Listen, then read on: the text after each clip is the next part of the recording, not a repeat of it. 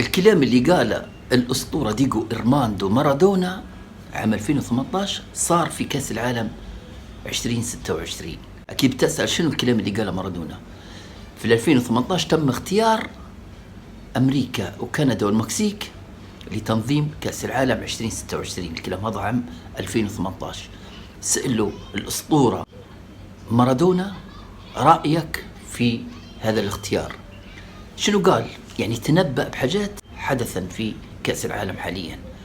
قال لهم أمريكا حتخلي المباراة 4 أشواط بسبب الإعلانات، وهو يحكي في الكلام هذا ويضحك.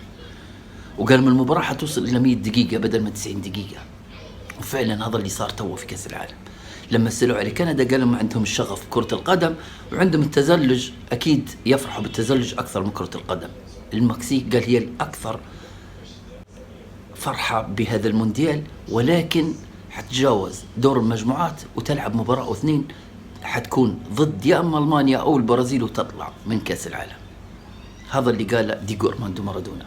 سؤالنا شنو رأيك في تصريحات مارادونا اللي في 2018؟ وما رأيك في مارادونا؟ هل هو أفضل لاعب في تاريخ كرة القدم أو لا؟